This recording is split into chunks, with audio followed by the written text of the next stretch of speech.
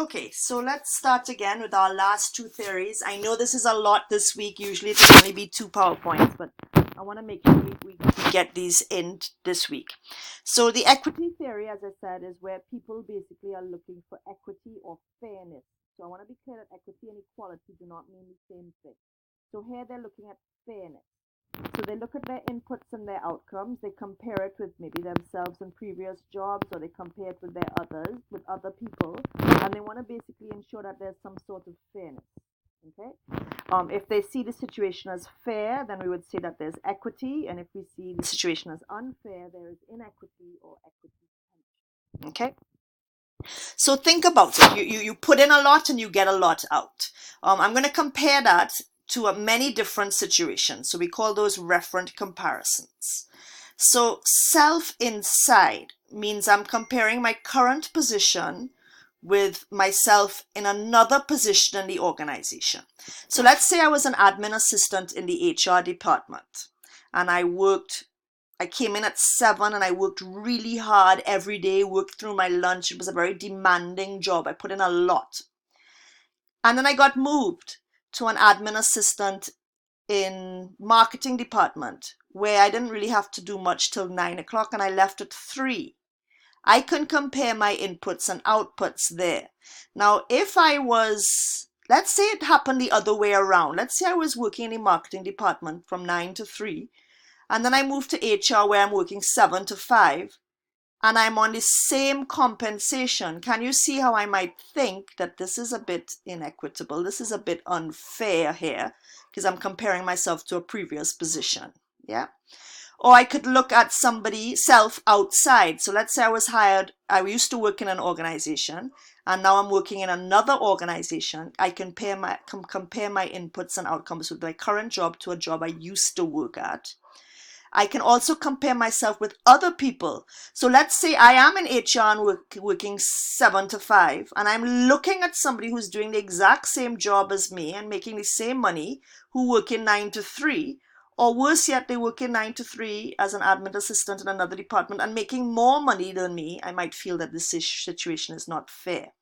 And then other outside, I am an admin assistant in HR, and I'm comparing myself with another admin assistant in HR in another company.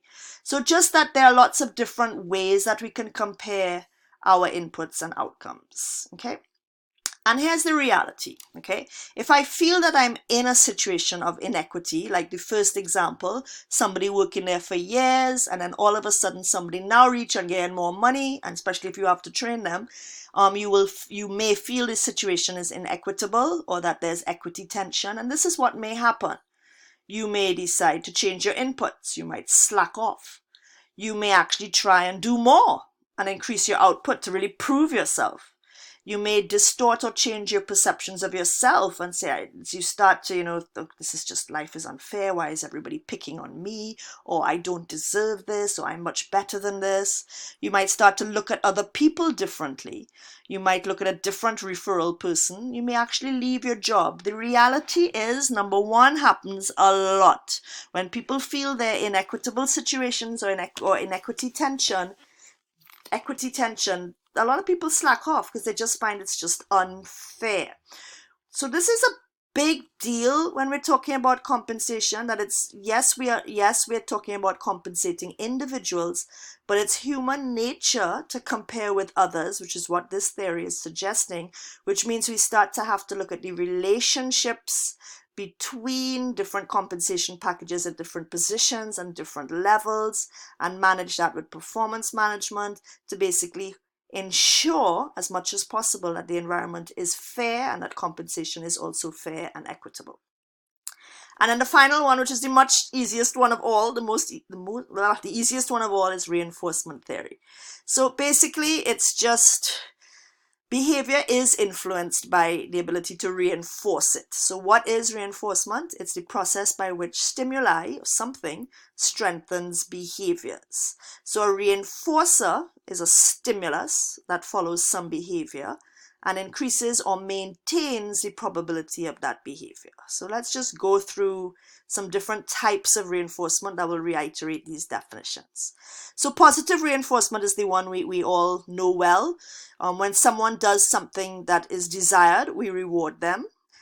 So if your child gets an A, you give them $100. I got caught in that trap, right? But of course, it's great because they want $100 for every A that they get, okay?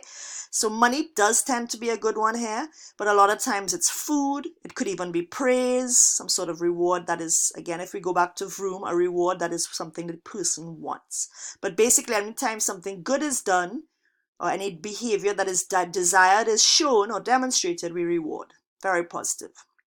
This is an interesting one. It's kind of the opposite. So it's called negative reinforcement. So we remove an unpleasant consequence when we see the desired behavior. Okay? So this is an example. You might have a manager who nags all the time. Okay? The only way the employee can stop that nagging, which is the unpleasant consequence, is when they do what is required of them.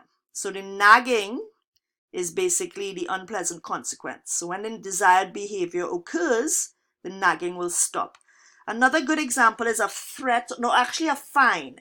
So let's say I want people to stay off the bus route or to drive at a reasonable speed, like within the speed limit. Then basically once you stay off the bus route, once you drive below 100 on the highway, then there will be no fine. Yeah, so I've removed the fine. So it's just a different way of looking at a different way of reinforcing. A lot of us are familiar, of course, with this one, punishment, when we apply an undesirable condition to eliminate an undesirable behavior. So there's usually some unpleasant or adverse stimulus. So you fail an exam, your child fails an exam, they are banned from their phone, or they don't do their chores, no screen time. You know, again, let's be clear that the punishment must actually be punishment. Sometimes what we think is punishment is not.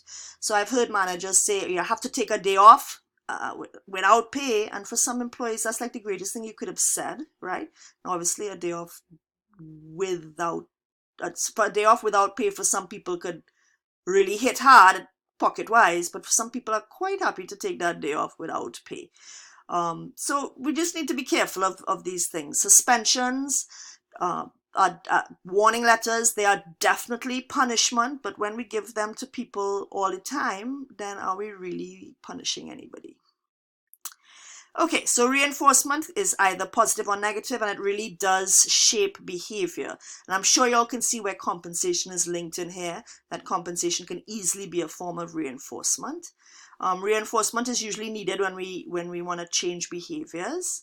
Some types of rewards are definitely more effective than others, especially because we know individuals want different things. And then a really big, most important on this slide is the timing of reinforcement. So let's say go back to your child. School report came, they got 6 A's, you're supposed to get them $600. That's July. Come November, you ain't get them the money yet. Please don't think they're going to necessarily go for all A's in December. That the timing has to be real. It has to be that they can associate the reward with the good effort or the good change in behavior, else it becomes a distrust situation. Okay, I apologize. Usually I do not go into 3 PowerPoints, but it was important that we go through these OB theories. I'm going to give you probably some links to some of them as well. So there's a lot on this week.